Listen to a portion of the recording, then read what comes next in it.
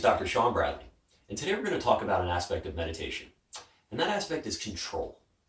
And this is where we get into a lot of the more complicated meditation techniques. We get into a lot of the details of how a meditation practice can go in wildly different directions in how we decide to use meditation as a tool for ourselves. So the first part of control is it's really an extension from both concentration, or concentration even as a basic exercise of concentrating, is about controlling our environment. It's about controlling a space to allow us to focus a little bit better.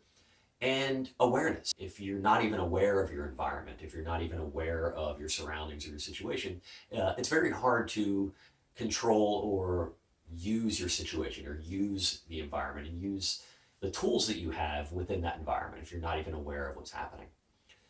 So some of the major benefits of control are this is where we get into calming our body down. So being able to control our breathing, which is where we're going to start, and to calm our stress down. If we're in a really stressful situation, it's like, all right, breathe and slow our breathing down. And if we're really angry, if we're really upset, we're scared, if there's something that's drawing our emotions in a direction where we're losing control, meditation is a skill set that can allow us to regain that control, that self-control, that can extend to control of other aspects of our lives as well. And the first thing we're going to start off with is our posture. Right? So when we sit in our posture, we want to control our posture. We want to be upright, but we don't want to be too rigid. If we're too rigid, then we're going to be tight, and it's going to be really hard to kind of relax into a long, extended practice. But if we're too relaxed, then you're not gonna get the most out of this. You're not gonna be in an optimal position to get the deepest breaths. You're not gonna be able to manipulate and use your practice the ways that you want to. So posture really needs to be the first place. And sitting is typically the best. There's lying meditations, but if we lie down and you're tired, well, we go to sleep, and it switches our mind into a different mode of functioning. So sitting upright, again, not too rigid, not too relaxed. And our foot position, you see a lot of people sitting in a cross-legged position. And this is where we're going to start, because I want to start with a controlled position. If you can't sit like this, if you have knee issues or low back issues and you need to sit in a chair, that's certainly fine. If you don't have the flexibility to sit like this, again, don't force yourself to sit in a position, because then you're focusing on your body position the whole time and not actually the breathing exercise that we're going to get into. Most people think their flexibility is more than it is when you sit in meditation, but raise your hips up. Get your hips up a little higher, definitely over higher than your feet, so that way you can be more relaxed and your spine can be straight. My legs can be just crisscrossed like they are now. You can sit in a full lotus position, or the position I typically sit in is what we call a quarter lotus, which is where I'm just going to rest my foot on my calf. A half lotus would be if I rest my foot up here. But this is a relaxed position for me. I don't like the lotus position. One, it's, my flexibility is not the greatest to get into that. But again, a lot of my meditation practice started within the martial arts world. So within martial arts, one of the things that you are constantly aware of and are always considering is, a defensible position. So being able to stand up quickly if I needed to allows me to relax more.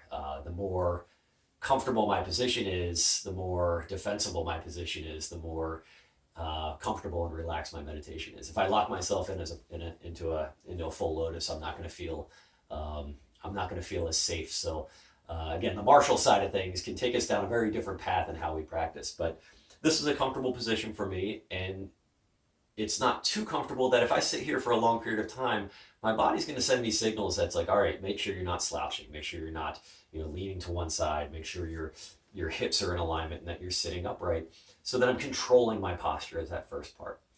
So when we control our posture, it allows blood flow to go where it should go. It allows kind of nerve conduction to go where it should go as well, and it allows our body to be in an optimal position. Head, same thing. I want to make sure my neck is in alignment, so I always check, kind of flex and rotate, and make sure my neck is relaxed to sit nicely on my shoulder, on the top of my spine. The space that I have is also important. And this is where we can control our environment in order to practice. And I mentioned the martial arts side of things. And the other part of it is creating a space that's going to allow you to fully get the most out of your meditation practice. And this can be, a room. It can just be a pillow that you sit on. It can be a space in your room, in your house, in your office. But creating a space where you can do regular meditation practice is important. And you can do certain things that allow you to help control that environment. So if it's a really noisy place, sometimes music. If it's a really bright place or really dark, controlling the lighting gives you a little bit more control over your practice. You can focus on the techniques that we're going to be using.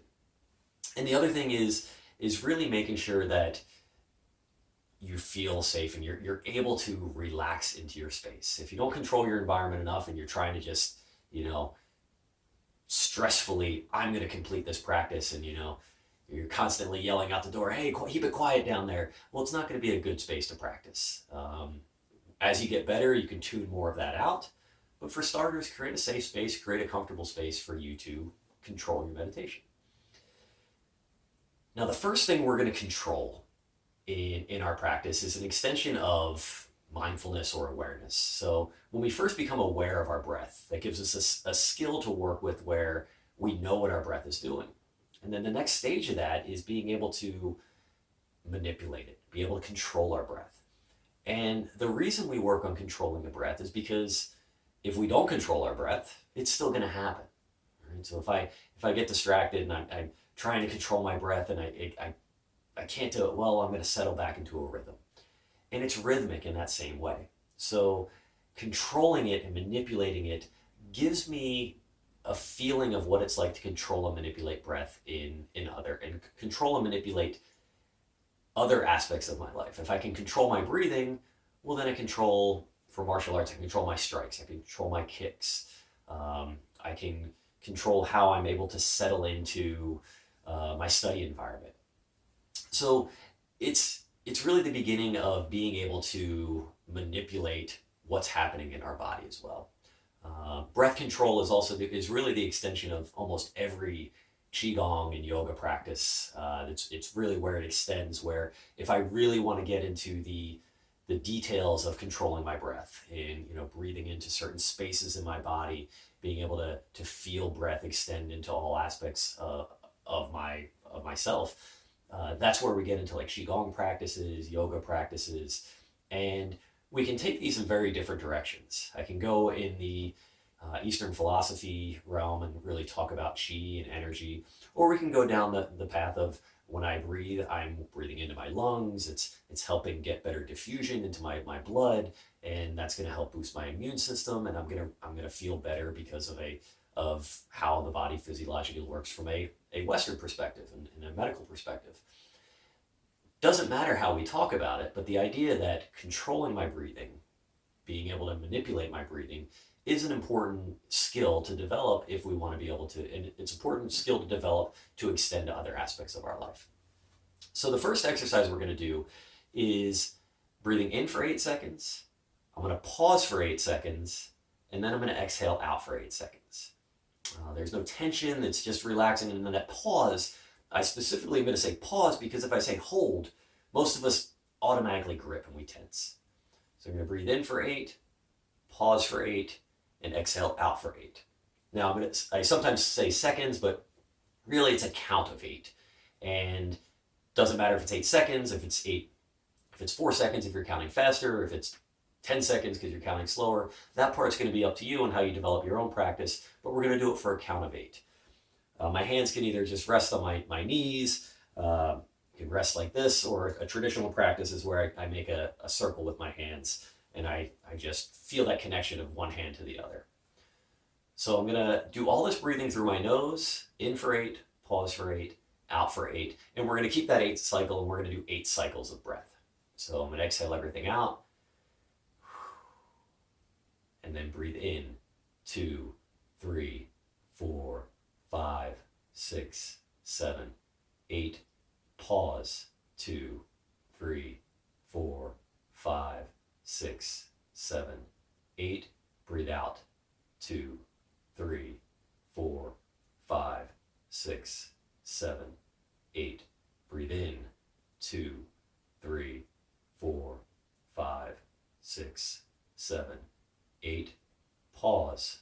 2, 3, 4, 5, 6, 7, 8. Breathe out. 2, 3, 4, 5, 6, 7, 8. In. 2, 3, 4, 5, 6, 7, 8. Pause.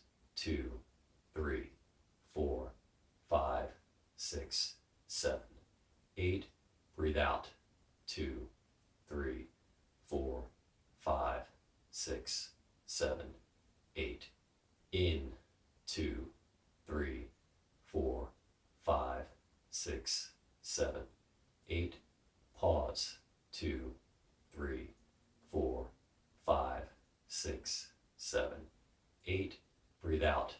2, 3, 4, 5, 6, 7, 8. In. 2, 3, 4, 5, 6, 7, 8. Pause. 2, 3, 4, 5, 6, 7, 8. Breathe out. 2, 3, 4, 5, 6, 7, 8. In. 2, 3, 4, 5, 6, 7, 8. Pause. 2, 3, 4, 5, 6, 7, 8. Breathe out. 2, 3, 4, 5, 6, 7, 8. In. 2, 3, 4, 5, 6, 7, 8. Pause. 2, 3, 4, 5, 6, 7, 8. Out. 2, 3, 4, 5, 6, 7, 8. In. 2, 3, 4, 5, 6, 7, 8. Pause. 2, 3, 4, 5, 6, 7, 8. Out. 2, 3, 4, 5, 6, 7, 8. So that exercise takes less than 4 minutes, or less than, depends on how slow you count. But it's a good exercise to really just relax your breathing, be able to control your breathing, and be able to manipulate it. And it gives us that connection from, all right, we're breathing in, we're breathing out. Now I'm stressed out, my breathing's getting faster. I'm starting to get stressed out, or I'm tired. I can slow it down. And when I slow it down, it gives me more control over the rest of the bodily functions that I have, whether that's physical or whether that's just it's mental stress or anxiety. Whatever is coming up, when we lose control of our breathing, we lose control of how our body functions. So training ourselves to control our breathing, being able to manipulate it and challenge it is a good skill set to have. As you start off, the time is really up to you. It can be really short breaths, under 8 seconds. You can extend it out longer. The more you extend it out, the more challenging it becomes. You're sitting longer, you're holding your breath longer, you're feeling what it's doing in your body. And as we talked about awareness before, you can really feel what it's doing in your body. We do 8 counts. There's lots of symbolic reasons why eight's an important number. But it really is up to you and how you use it and how you manipulate it. It doesn't have to be 8 seconds, it can be 20 seconds. But having that rhythmic count of a certain number of seconds and in equal parts, in for the same amount, pause for the same amount, and out for the same amount. The number of cycles too, 8 is what we typically do. If you do 9, 10, 20, doesn't really matter. It really just depends on what you're planning on doing. 8 is a good starting point because it's not too long of an exercise. And again, there's symbolism to it. And there's also, again, I mentioned that this kind of goes down a Qigong path or a developing energy in your body path. And this is one of the starting practices to get into that. As you're doing this, as you're breathing in, again, your eyes can be open, your eyes can be closed, but visualize and feel what's happening in your body. As you feel that breath go into your lungs, you feel it go in and feel yourself open up and feel that expansion. As you're pausing, feel what else your body is doing. You may feel tension in certain parts. It's like, oh, my knee's kind of stiff sitting here. Or, oh, my back is kind of tight. Or, gosh, I'm breathing, but it doesn't feel like it's equal. And the more you do this, the more you're going to find different things going on in your own body. And it gives you that chance to change it. The first part is you have to be aware of it, but once you're aware of it, once you start controlling it and start giving yourself the chance to change these things, you can make pretty big changes in your body and in your posture, in your functioning in daily life. It can get really complicated. You can go down a path of like I said, Qigong, yoga practices, things where we can really talk about manipulating energy and things like that. But as a base practice, you can take this in a lot of different directions. You can breathe into areas of tension. Right? So I can visualize. So maybe my hip hurts. Maybe I hurt my hip the other day when I was doing too many side kicks. So as I breathe in, I can visualize breathing in. Even though I know my breath goes to my lungs, I can breathe in and focus that attention to this area. And then I pause. It's like, okay, what does it feel like there? What does it feel like to help open up space there? And it's like, okay, I can feel a little bit more. And you'll find yourself moving as you're breathing, as you're meditating. And then as you exhale out, kind of exhaling out that negative, that tension that was there. You can do it on an emotional side where you're breathing in good thoughts, happy thoughts, things that make you feel excited. Pause for a few seconds, let that absorb into your body, and then you exhale out negative thoughts. Exhale out all the things that make you feel unhappy or that you need to get rid of. It can be physical or mental, and both are going to be very beneficial. So this aspect of meditation, of control, of being able to control your environment to start with, and then be able to learn how to control aspects within ourselves, gives us an amazing tool to work with in many aspects of our life. Again, it's a short exercise, breathing in for 8 seconds, pausing for 8 seconds, exhaling out for 8 seconds, or a count of 8, and just feeling what's going on in your body, doing however many cycles you want to do. 8 is a good place to start because it gives you kind of a complete feel of how your body's functioning. Encourage you to try this a couple times on your own, do another cycle on your own, and fit this into your daily practice. And thanks a lot for tuning in. Again, I'm Dr. Sean Bradley. I'll see you next time.